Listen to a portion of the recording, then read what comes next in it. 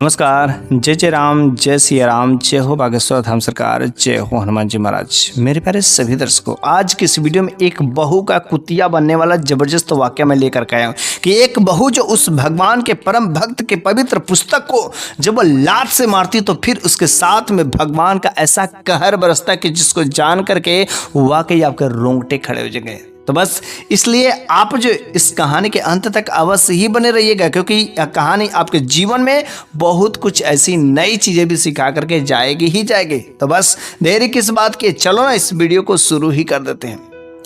तो एक बार की बात है कि एक शख्स, नौजवान लड़का जो भगवान का बहुत ही भक्त था, वह हमेशा भगवान की भक्ति में ही लीन रहता था। बचपन में उसके माँ बाप उसका साथ छोड़ करके चले गए थे, लेकिन उसे तब भी किसी चीज की कोई दिक्कतें नहीं थी। जैसा भी था वह खुद से सारा काम करता और काम करने के बाद जो उसके पास समय बचता था, उसके बाद वह अपना सारा का सारा समय भगवान की भक्ति भाव में लगा रहता था। उसके पास कुछ गायें थी, वह गाय को खिलाता और फिर जो उसका दूध निकालता और दूध निकाल करके सेल कर देता। बेचने के बाद जो उसे पैसे मिलते, हर तरीके से वो अच्छी खासी व्यवस्था था। वो अच्छा खासा थोड़ा बहुत घर भी बनवाया था और गायों को रहने के लिए एक अच्छा सा घर भी बनाया था। और गायों को सुबह में छोड़ देता और वह गाय आराम से जाती, चर लेती घास चरने के बाद, और शाम के समय वह वापस लौट आती। इस जो नौजवान शख्स के पास में पूरा का पूरा समय था और वह जो अक्सर अपना समय जो गायों को सेवा करने के बाद भगवान की भक्ति भाव में लीन रहता था। गाय को दूधों को पीता और उसी से अपना जीवन गुजारा करता था। लेकिन जैसे जैसे समय गुजरता है तो एक व्यापारी उसके पास में आता है, गाय का व्यापारी। उसने कहा, यार देखो, तुम तो भगवान की भक्ति में लीन रहते हो और गाय के व्यापारी भी माने जाते हो कि गाय का धंधा भी करते हो। उसने कहा, हाँ, कुछ लोग तो अलग अलग कहते हैं, लेकिन मेरा मेन काम होता है भगवान की सेवा करना। लेकिन आप जो लोग कहें, मेरे को कोई दिक्कत नहीं है। तो उसने कहा, यार तुम अकेले इस घर में रहते हो और तुम्हारे पास अच्छे खासे व्यवस्था भी है, तो क्यों ना तुम अपनी शादी कर लेते। उसने कहा, शादी तो मैं सोचता हूँ, लेकिन कोई भला कराएगा तब तो।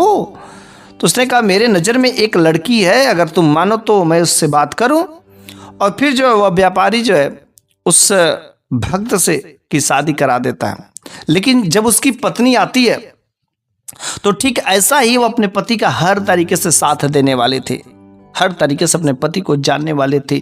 जैसा वह भगवान की भक्ति भाव में दिन भर व्यस्त, वैसे वह भी भगवान की भक्ति भाव, सुबह उठ करके अच्छे से फ्रेश होकर के नहा धो करके भगवान की पूजा पाठ करना, तब जाके अपने बाकी सारे घर का कामकाज भी करना। लेकिन ये जो काम जो कुछ दिन तक तो चल रहा था, ठीक था, गाय का दूध हर चीज़ व्यवस्था था। और कुछ दिनों के बाद जो उसकी पत्नी गर्भवती होती है ऊपर वाले की कृपा से, और गर्भवती होने के 9 महीने बाद जो है उसे एक खूबसूरत पुत्र की प्राप्ति होती है। लेकिन जब वह बच्चे को पैदा करती है तो इतना असहनीय पीड़ा होती है कि वह उस पीड़े को सहन नहीं कर पाती है और वह दम तोड़ देती है। उसी समय तो वह इस दुनिया को छोड़ करके चली जाती है और उसके हाथ में जो वह बच्चा छोड़ करके चली जाती है। अब तो वह उस बच्चे को जो कैसे पालन पोषण करे। उसके पास गाय थी, गाय को दूधों को पिलाना शुरू कर दिया। अब तो गाय उसकी माता बन गई, वह तो उसका बाप था ही, क्योंकि वह दूध देने वाली बन गई, दूध पिलाने वाली। वह जो अपने बच्चे को इतना परवरिश करता, हर तरीके से खातिरदारी करता, और जब बच्चा सो जाता उस समय वह भगवान की भक्ति भाव में लीन हो जाता था। इस तरीके से उसका सब काम तो ठीक चला था। वह बच्चा धीरे धीरे बड़ा होता है और यह भी इसका समय गुजरता गया और यह बूढ़ा होता गया। खेतों में भी काम करता, गायों को भी दूध निकालता, उसको सेल करता। फिर यह बच्चा भी अब तो धीरे धीरे अपने पापा का, अपने बाबा का साथ देना शुरू कर दिया। और यह बच्चा भी धीरे धीरे, वह लड़का भी बड़ा हो गया। जब लड़का बड़ा हो गया, उसके बाबा काफ़ी बूढ़े हो गए, लेकिन तो भी अभी अपना काम अच्छे से कर दे। दिन भर पूरा घर का काम काज, साफ सफाई करने के बाद गायों का दूध निकाला, सब काम कर रहे थे, कोई दिक्कतें नहीं थी। लेकिन जब लड़का बड़ा हो जाता है तो उसने सोचा कि देखो बेटे, तुम बड़े हो गए और तुम्हारी शादी करनी बहुत ज़रूरी है। फिर जो उस बूढ़े ने अपने उस लड़के की शादी एक खूबसूरत लड़की से दे करके कर दिया। शुरुआत में तो जो बहू थी जब घर में आई है तो हर चीज़ का व्यवस्था था, सब कुछ अच्छा था, ठीक ठाक था। अब तो जब बहू आए तो घर का सारा काम काज करती, और साथ में जब वह भगवान की भक्ति भाव करते तो वह लड़का भी भगवान की भक्ति भाव करता, और वह बहू भी वह जो भक्ति भाव करती थी। हर तरीके से सब कुछ ठीक ठाक चल रहा था। लेकिन एक बार की बात है कि जो बहू थी उसका तबीयत कुछ खराब हो गया और जब तबीयत खराब हो गया तो वह सुबह के समय में एक दिन उठती नहीं है, थोड़ा लेट में हो जाता है। तो उस बूढ़े बाबा ने जब उठा तो सोचा कि शायद बहू का कुछ ऐसा स्थिति हो, तबीयत खराब हो, जिसकी वजह से लग रहा है कि आज खाना नहीं बना पाएंगे। काश उसकी सास रहती तो समझ सकती, लेकिन मैं ही अपने बेटे के लिए माँ और बाप दोनों हूँ। इस वजह से मेरी तो एक फर्ज बनता है कि आज मेरा काम करना। चूंकि वह जो बाप था ना, बूढ़ा जरूर हो गया था, अपने बेटे को किसी तरीके से कोई दिक्कतें, कभी कोई समस्याएं नहीं पैदा किया था। वह बेटा भी अपने पत्नी से कहता कि देखो मेरे बाबा है ना, ये मेरे लिए माँ और बाप दोनों है, कभी इसने मेरे को कुछ कमी नहीं होने दी, इसलिए कभी इनको कोई कष्ट मत देना। और अब तुम आ गई हो तो सारा कामकाज की जिम्मेदारी तुम्हारी है। लेकिन उस दिन जब बूढ़े बाबा उठते हैं तो देखते हैं कि शायद बहू का तबीयत खराब हो, इस वजह से आज मैं ही घर का सारा कामकाज कर देता हूँ। और उस बूढ़े बाबा ने घर का सारा काम काज साफ सफाई करने के बाद खाना भी बना दिया। और खाना बनाने के बाद वो अपने कमरे में चले जाते, भगवान की भक्ति भाव में लीन हो जाते। लेकिन जब ये बहू उठती है तो देखती, अरे घर का सारा कामकाज हो चुका है, खाना भी बनकर रेडी है। अब तो उसे बहाना मिल जाता है, रोज यही काम करने लगे, बहाना बना करके सो जाती।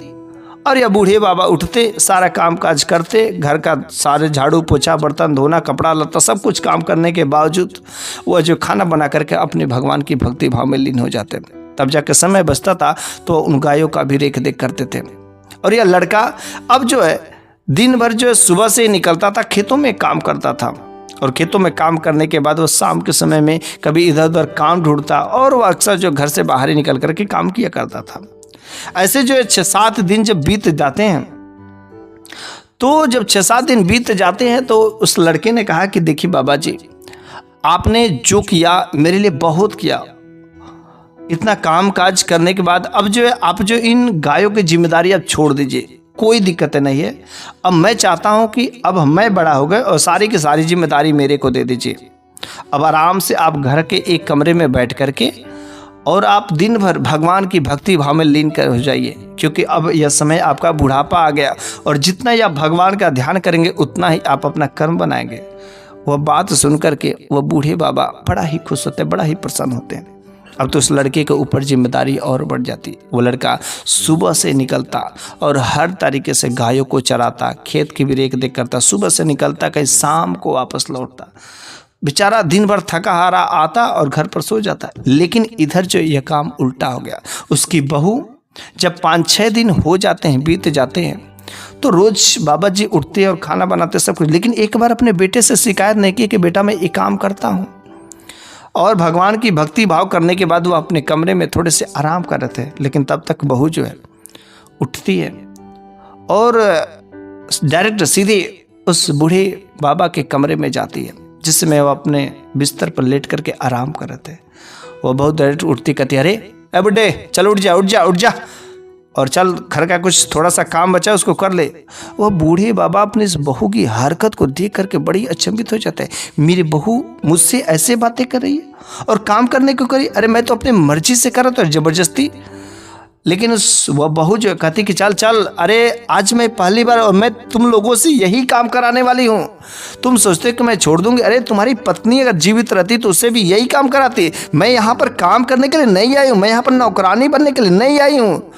तुम लोग आराम से मेरे को खाना बना करके खिलाओगे, घर का झाड़ू पोछा सारे के सारे तेरे काम को। हाँ सुन लो, अगर जो है तूने अगर अपने बेटे से ये सब शिकायतें की तो खैरियत नहीं है, तेरे को बहुत मैं कष्ट दूंगी। वह बेचारे बूढ़े बाबा उठते हैं और कुछ जो घर का बाकी काम काज रहता है उसको करते हैं। और धीरे धीरे जो इस दिन कई दिन चलता रहा, उस बूढ़े बाबा के साथ ऐसे ही अत्याचार करते रहे।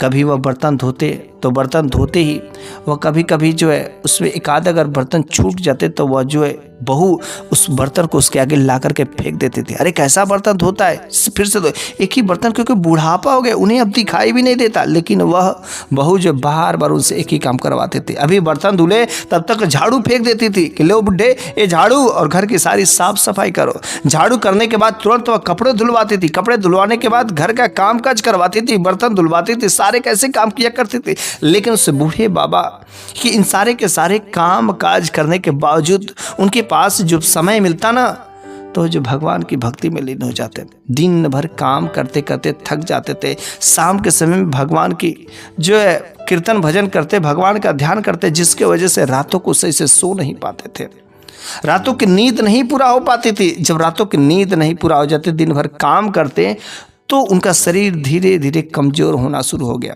उनके हाथ कांपने शुरू हो गए। लेकिन यह जो बहू का 1% भी उस पर दया नहीं आती, वह तुरंत जो है उस बुढ़े के हाथ पकड़कर लाती और आंगन में रख देती, कहती कि चल बुढ़े बर्तन जल्दी से धो दे, तू कब तक बहाने करता है, तेरे को भगवान की भक्ति व पूजा पाठ करने के लिए तुरंत तुम्हें समय मिल जाता है, रात को भी जग के करता है, और काम काज करने के लिए तेरे पास 50 बहाने हो जाते, और तेरे पास वो शक्ति कहाँ से आ जाती उठ करके बैठने के लिए, जो पूरी रात भर कभी कभी जगा रहता है, कुछ नहीं बोलता है, वह शांति से काम करता रहता है।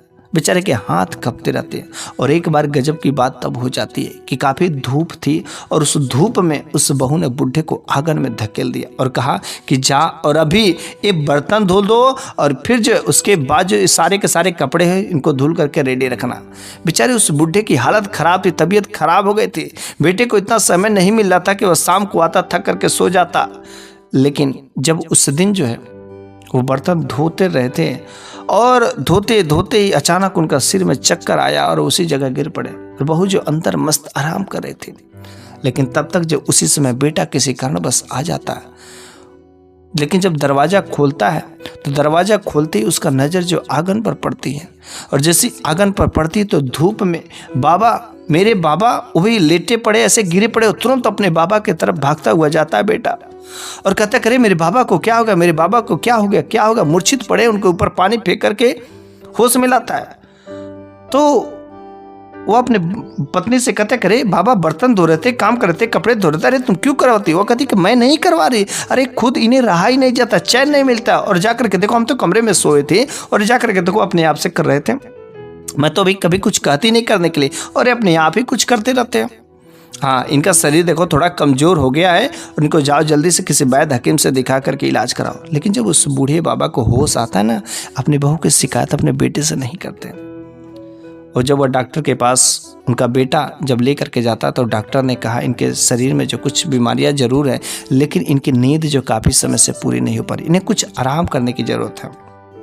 और बेटा घर पर लाता और अपनी पत्नी से कहता कि देखो इनके नींद की ज़रूरत है, और 2-3 दिन आराम से इन्हें आराम करने दो, और घर से बाहर निकलने ही मत दो। फिर वह पत्नी कहती ठीक है ठीक है। फिर अगले दिन वह बूढ़ा बाबा जो भगवान की भक्ति भाव में लीन रहने वाले, वह जो है उन दवाइयों को खा करके और जो अपने कमरे में चले जाते हैं। और सुबह होता है, और सुबह होते ही कि वे सोचते हैं कि कम से कम नहा धो करके फ्रेश करके भगवान की भक्ति कर लेंगे। लेकिन जैसे ही वे सोचते हैं नहाने के लिए, इधर यह बेटा उन गायों को छोड़ देता और सुबह सुबह जो खेत में चला जाता। वह बहू जाती और झाड़ू लेकर के, और तुरंत उस बुढ़े के पास में, वह बेचारा आंगन में बैठ करके नहाने ही वाले थे, तब तक वह झाड़ू से 2 बार मारती है। और मारने के बाद कहती तेरे को नहाने के लिए, स्नान करने के लिए देखो कितना बल हो गया, अब फिर से तू उठेगा और भगवान की भक्ति भाव में बैठ जाएगा, इसके लिए तुम्हारे पास सब कुछ समय मिल जाता है, और घर का काम काज करने के लिए तेरे पास बहाने होते, चल झाड़ू पकड़।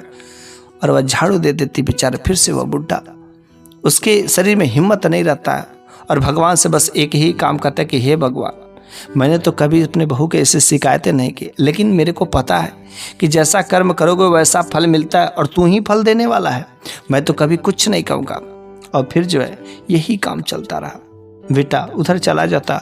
उस बूढ़े बाबा को ऐसा लगने लगा कि मैं काफ़ी लंबे दिनों से भगवान की मैं भक्ति भाव नहीं कर पा रहा हूँ, और ऐसा लगता है कि मुझे अपने यहाँ से जो है इस जगह को छोड़ देना चाहिए, और इस जगह को छोड़ करके अगर मैं दूर कहीं चला जाऊंगा तो वहाँ पर मैं अच्छे से जंगल में भी चला जाऊंगा, तो भगवान की तपस्या करते करते इस दुनिया से चला जाऊंगा, ठीक है, लेकिन कम से कम उनकी आराधना करते हुए। और रात्रि का समय होता है, और बूढ़े बाबा अपना जो कुछ पवित्र पुस्तकें थी, किताबें थी, उनको ले करके वह जो वहाँ से निकल जाते हैं। रात्रि में चलते चलते चलते जो है एक पेड़ के नीचे रुकते हैं, और जब एक पेड़ के नीचे रुकते हैं तो वहाँ पर भगवान की भक्ति भाव में लीन हो जाते हैं। वहाँ पर प्रकृति का हवा, सुंदर सुंदर चिड़ियाओं की आवाज़ सुन करके बड़े ही उन्हें अच्छे लगते हैं, और वहाँ पर वह भगवान की भक्ति भाव में लीन हो जाते हैं। सुबह हो जाता है।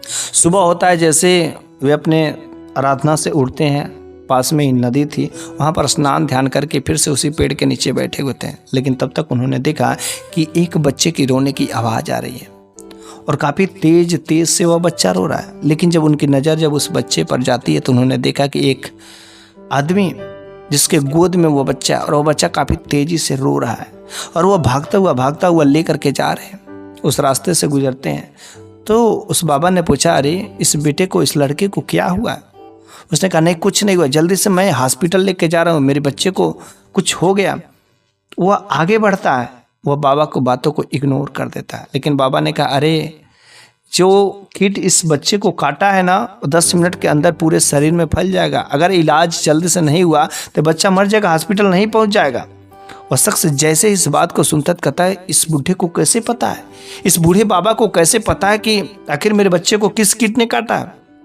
वो तुरंत घूम करके बाबा के पास में आता है और कहता है कि बाबा जी, क्या आपको पता है कि मेरा बच्चा कैसे ठीक होगा? उसने कहा, हाँ मैं ठीक तो कर सकता हूँ। और फिर उन्होंने अपने कमंडल से थोड़े से जल निकाले और कुछ मंत्रों को पढ़ा और फिर उस बच्चे के ऊपर जो छिड़क दिया और जिस जगह पर कीट ने काटा था उस जगह पर थोड़ा सा थूक लगा कर लेप कर दिया और बस बच्चा रोना बंद कर दिया और 10 मिनट में बच्चे का दर्द सारे गायब हो गए। तब तो वह बच्चा जब से ठीक हुआ, वह व्यक्ति जो उस बाबा के चरणों में गिर पड़ा। कहता है कि बाबा जी, आप ये बन बन क्यों भटकते? इससे अच्छा ना आप चलिए मेरे घर पर रहिए, मैं हर तरीके का व्यवस्था करूँगा।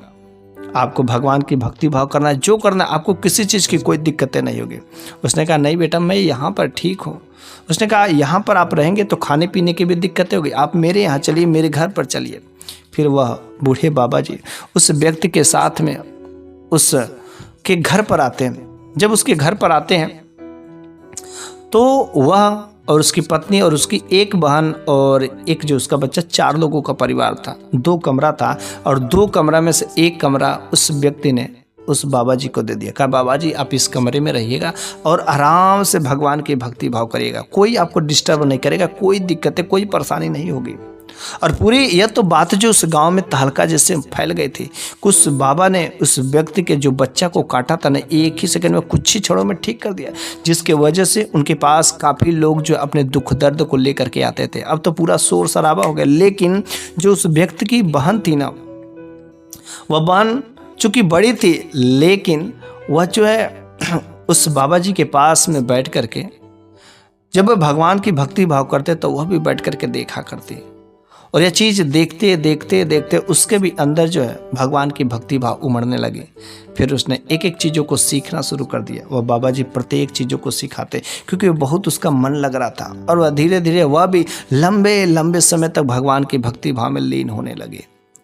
और उन्होंने कहा उस व्यक्ति से कि मेरे को यहाँ पर अच्छा नहीं लगता, अगर थोड़े से कुछ वीरान जगह पर एक अच्छी सी झोपड़ी अगर बना देते तो वहाँ पर मैं रहता और लोगों की मैं सहायता भी करता और खाने पीने की व्यवस्था भी अच्छी खासी हो जाती और जो तुम लोग दे देते उससे हो जाता। फिर उस गांव वालों ने मिल करके एक झोपड़ी अच्छी खासी तैयार किया और वहाँ पर वे बाबा जी रहना शुरू कर दिए। फिर वह लड़की भी भगवान के उस भक्त के पास में अक्सर अपना समय दिया करते थे ताकि हर चीज़ों को अच्छे से अच्छे सीख सके। और ऐसा ही इधर चलता रहा। लेकिन उधर वो जो बहू और बेटे, जब उसके बाबा घर छोड़ दिए तो वह बेटा अपने पिताजी को, अपने बाप को खोजता रहा, लेकिन कोई पता नहीं। वह समझ आ रहा था कि आखिर मेरे बाबा ने मेरा घर क्यों छोड़ करके चला गया। मेरा घर तो ऐसे अब लग रहा है मेरे को ही खा जाएगा। उसकी गाय ने, कुछ गाय दूध देना बंद कर दिया, कुछ गाय ऑटोमेटिक मर गई। उसके घर की स्थिति खराब होती गई और जैसे जैसे घर की स्थिति खराब होती गई उसके बहू जो है अपना हुलिया, अपना रंग दिखाना शुरू कर दी, अपना तेवर दिखाना शुरू कर दी। वह व्यक्ति समझ गया कि ऐसा ही ठीक ऐसा ही लगता था कि इस बहू ने, मेरी पत्नी ने मेरे बाबा के साथ में किया, जिसकी वजह से मेरे बाबा इसको छोड़ करके चले गए। और बस एक बार उसने निश्चय किया कि मैं अपने बाबा को खोज करके रहूँगा, चाहे कुछ भी हो जाए। कुछ खाने पीने की व्यवस्था का इंतजाम करता और घर से निकल जाता, दूर दूर ढूंढने लगा। और पहुँचते पहुँचते पहुँचते जो है एक ऐसा किसी के माध्यम से सुनाई देता है कि एक जो है भगवान के भक्त हैं, इस इलाके में आए हैं और वह किसी का भी कुछ भी समस्याओं ठीक कर देते हैं। तो उस लड़के ने सोचा कि आखिर मैं उसके पास में, उस भक्त के पास में जाऊंगा तो अवश्य वह मेरे बाबा को बता सकता है कि कहाँ पर है। और वह इस समस्या को लेकर के सुबह सुबह जो उस झोपड़ी के पास में पहुंच जाते हैं, लेकिन वहाँ पर कुछ लोग ऑलरेडी लगे हुए थे, खड़े थे। उसने कहा क्या मैं अभी बाबा से मिल सकता हूँ? उसने कहा नहीं नहीं अभी नहीं, अभी वे भगवान की भक्ति भाव कर रहे हैं, जब वह समय से अपने आराधना से उठेंगे तब जाके हम लोग मिल सकते हैं। और जैसे कुछ समय इंतजार करने के बाद वह बूढ़े बाबा अपने उस झोपड़ी का दरवाज़ा खोलते हैं, और दरवाज़ा खोलते ही जैसे वे बाहर निकलते हैं, वह बेटा तुरंत अपने उस बाप को पहचान जाता है। और वह बाप के चरणों में गिरने ही वाला था, लेकिन तब तक उस बाप ने अपने बेटे को पहचान करके गले लगा लिया। और वह बेटा कहता है कि पापा आप कहाँ चले गए थे, मैं आपको कहाँ कहाँ नहीं खोजा। और इस बेटे और बाप को प्यार को देख करके लोगों के आंखों में आंसू आ गया।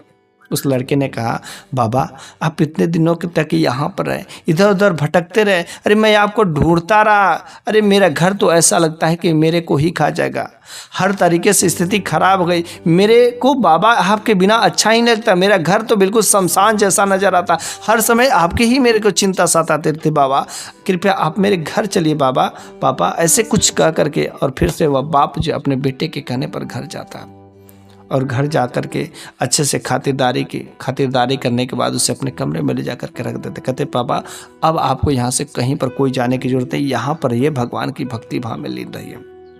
अगला दिन हुआ और फिर वह बेटा कामकाज के सिलसिले में खेतों में चला जाता है। लेकिन जैसे ही बहू जो है किसी तरीके से पानी तो पिलाने के लिए देती है, लेकिन फिर से वह मन ही मन सोचती कि बुढ़ा फिर से आ गया। और अगले दिन यही रवैया फिर से कर दी, झाड़ू लिया और उस बुढ़े के कमरे में चली गई और कही बुढ़ा तू फिर से आ गया, अरे मैं तो सोचा कि तू उधर ही कहीं मर गया होगा, लेकिन तू तो जिंदा है, तो चल ठीक है तू यहाँ पर मुफ्त की रोटियां मैं नहीं तुझे तोड़ने दूंगी, तेरा बेटा गया तो गया और तू यहाँ पर आया तो तेरे को काम करना ही पड़ेगा। और फिर वह उस बुढ़े की हालत दिन पर दिन खराब होती गई, लेकिन वह बेचारा काम करता। फिर उसके साथ यही हंसरा हो गया। कुछ ही दिन अभी बीते थे, तब तक जो वह लड़की वह बेटी जिसे अपने बेटी जैसे जिसे वह भगवान की जो पूजा पाठ करना सिखाया था, वह बेटी इन्हें खोजते खोजते आ जाती है। और जैसे उस बेटी ने अपने इस बूढ़े बाबा को देखा जिन्हें अपने बाप के समान समझते थे, वह बाबा भी अपने उस बेटी को देखते अपना बेटी जैसे मानते थे। वह बेटी कहती कि बाबा आपके बिना अच्छा नहीं लगता, इस वजह से मैं आपसे मिलने के लिए चली आई। मैं भी जो आपके आने के बाद ना मैं भी लोगों को अच्छी अच्छी ज्ञान की बातें मैंने सिखाना शुरू कर दिया। बाबा आपने जो चीज़ें सिखाया ना बहुत ही अनमोल रतन है, मैं आपके जीवन भर एहसान रहूँगी। लेकिन जब वो लड़की घर में आती है तो जब बहू देखती है कि अरे एक तो कम था, ये बुढ़ा देखो किसको लेकर के, लेकिन किसी तरीके से जले कटे पानी तो पीने के लिए लेकर के चली आती। लेकिन जिस समय वह लड़की पहुंची रहती है ना, वह बाबा उस समय आंगन में बर्तन धो रहे थे। और जब बर्तन धो रहे थे तो उसने पूछा कि ये बाबा आप ये सब क्या काम कर रहे हैं, आप घर का काम करते हैं? उसने कहा नहीं। बाबा जी ने कहा नहीं मैं नहीं काम करता हूँ, आज एक्चुअली बहू का तबीयत थोड़े से ख़राब है जिसकी वजह से मेरे को करना पड़ रहा है, बहू उठने के लायक नहीं है। लेकिन जब बहू घर में से निकलती है तो वह लड़की तुरंत समझ जाती है कि हाँ ये सारा का सारा बहू ना कुछ जो ऐसे ही ड्रामा करती रहती है। और उस दिन काफ़ी समय तक बात करने के बाद वह लड़की वहाँ से जाती है। जब वह लड़की वहाँ से जा कर के जो है उस बाबा के जो बेटे थे ना खेत पर जाती है और खेत पर जा कर के सारा का सारा बात बता देती है कि ऐसा बात है और मेरे को कहीं शक लग रहा है कि जो आपके बाबा है ना इतने भगवान के भक्त हैं और जो आपकी पत्नी है उन पर तानाएं मारती हैं, उनको कष्ट देती हैं, कहीं ना कहीं आप इसका जांच परख एक बार जरूर करिए। और गजब की बात तब हो जाती है कुछ समय उसे तुरंत जो है अपने उस पत्नी पर शक होता है और वह बाबा बर्तनों को धो करके और जो अपने कमरे में जाते हैं और साफ सफाई करके और जैसे ही अपने कुछ पुस्तकों को लेकर के भगवान की भक्ति भाव करने वाले भगवान की भक्ति भाव कर रहे थे, तब तक ये बहू जो है जाती है और उस बाबा को 3-4 लात मारती है। और 3-4 लात मारती है जैसे बाबा गिर जाते हैं, फिर से वह उठते हैं, फिर से वह भगवान की भक्ति भाव में लीन हो जाते हैं। लेकिन वह बहू कहती है अरे तुम कितने बेशरम हो, मैं तुझको लात पर लात मारी जा रहा हूँ, तू यहाँ से उठने का नाम नहीं लेता है। अरे तेरे को घर का काम काज छोड़ करके तू यहाँ पर चला आया है, अरे चल उठ जल्दी। वह बाबा नहीं उठते हैं और फिर से जैसे छुड़ा करके फिर से वह भगवान की भक्ति भाव में लग जाते हैं। तो उसने सोचा कि ये जो बुढ़ा है ना, ये जो इन पुस्तकों को पढ़ता है, अगर आज इन पुस्तकों को मैं उठा करके फेंक दूंगी ना तो न रहेगी बांस न बजेगी बांसुरी। और जैसे ही उन पुस्तकों को लात से मार करके ऐसे फेंकती है ना, बस हंसरा खराब होना शुरू हो जाता है। बाबा जी ने कहा कि हे भगवान, अब तेरा अपमान हो गया, अब मुझसे तो सहन नहीं होता, लेकिन मेरे को पता है कि तू जैसी करनी वैसी भरनी तो करता ही है। और जैसे ही वह उन पुस्तकों को और बाबा को लात मारना शुरू कर दे तो उसके शरीर में अचानक तेज दर्द होना शुरू हो जाता है और वह वहीं जमीन पर गिर करके चिल्लाने लगती, चीखने लगती है और चीखने लगती है, चिल्लाने लगती है, दर्द से तड़पने लगती है। बाबा जी ने कुछ नहीं बोला, वह समझ गए कि भगवान ने कुछ ऐसा कहर इसके ऊपर बरसा ही दिया और देखते देखते वह जो है बिल्कुल कुतिया बन जाती है। पूरा का पूरा शरीर कुतिया, लेकिन शकल जो है औरत वाली है। तब तक जो वह बेटा छुपके से सारा का सारा जो इस रहस्य को देख रहा था, वह बेटा दौड़ता हुआ अपने बाप को आता है और गले लगा लेता है। गले लगाकर उसे इज्जत भाव से शांति जगह पर बैठाता है। कहता है कि बाबा जी, मेरे को नहीं पता था कि मेरी पत्नी आपको इतना कष्ट देती है, मेरे को आपने कभी बताया नहीं। और देखिए बाबा जी, आज मैंने छुपके से देखा और सारा का सारा मेरे को मामला समझ आ गया और घबराने की बात नहीं, इसको इसकी करने का सजा मिल गया है। बाबा जी, आप इसे कभी माफ मत करिएगा। कहते हैं, बाबा कहते कि बेटा, अगर मैं तुमसे शिकायतें करता तो मेरा घर शायद टूट जाता, तुम लोगों के बीच में रिश्ते में दरार आ जाती और ऐसे एक न एक गलत धारणाएं आ जाती। इसलिए मैंने अपना घर टूटने कभी नहीं दिया। मैं काम करता रहा, कितना भी कष्ट में झेलता रहा, लेकिन मैं अपना घर टूटने से हमेशा बचा। लेकिन मेरी बहू उनमें से नहीं थी बेटा। मेरी बहू हमेशा कभी भगवान की भक्ति भाव करने वाली नहीं थी। हाँ, शुरुआत के दिनों में कुछ दिन जबरदस्ती कर रही थी, बिना मन का कर रही थी, लेकिन अब तो बिल्कुल वह करने का नाम नहीं लेती है। बेटा, इसको भगवान ने उसकी सजा दे दिया है। बेटा, ये मेरी बहू लायक थी ही नहीं। अगर तुम बेटा मेरी बात मानो तो मेरी एक बेटी है, तुम उससे विवाह कर लेते तो बड़ी अच्छी बात होती। फिर वह बाबा जी के पास में वह बेटी भी उस समय आई रहती है। उसने अपनी उस बेटी से कहा कि बेटी, तुम मेरी बहू बनने लायक हो, अगर तुम बन जाती तो बड़ी अच्छी बात होती। फिर वह तो भगवान के उस भक्त के पास में रहना भी चाहती थी और बड़े ही खुशी मन से जो उसका भाई भी आकर के अपने उस बहन का उस बूढ़े बाबा के बेटे के साथ में विवाह किया और वह बाबा अब बहू के साथ साथ एक बेटी भी पा गए। अब तो वह घर परिवार बहुत ही सही से भगवान की भक्ति भाव में लीन रहते। लेकिन वह उस बेटे ने जो अपनी पहली वाली पत्नी थी उसके साथ में बहुत ही बुरा काम किया। उस कुतिया को ले जाकर के जंगल में छोड़ दिया और जंगल में इस जगह पर छोड़ दिया कि जहाँ पर बहुत ही खूंखार जानवर रहते थे। उन खूंखार जानवरों ने उसके चिथड़े नोच नोच करके खा गए, मार दिया और उसकी लीला समाप्त हो गई। इसलिए कहा जाता है कभी भी बुरे कर्म मत करो, कभी किसी भगवान के भक्त को कष्ट देने की कोशिश मत करो, उन्हें मत तड़पाओ, क्योंकि अगर ऐसा वैसा काम करोगे तो तुम्हें अवश्य उसकी सजा मिलेगी। जैसा कर्म करोगे वैसा तो फल मिलेगा ही मिलेगा। इसलिए कभी भी किसी को कष्ट नहीं देना चाहिए, हमेशा सहायता करो, लोगों की भावनाओं को समझो, लोगों की मदद करोगे तो भगवान आपकी हमेशा सहायता करेगा। तो बस मेरे प्यारे सभी दर्शकों, आज की तो यह कहानी यहीं पर समाप्त हो जाती है, लेकिन अगले वीडियो में मैं फिर से कुछ ऐसी ही नई ज़बरदस्त कहानियाँ लेकर के हाजिर हूँगा। तब तक के लिए धन्यवाद।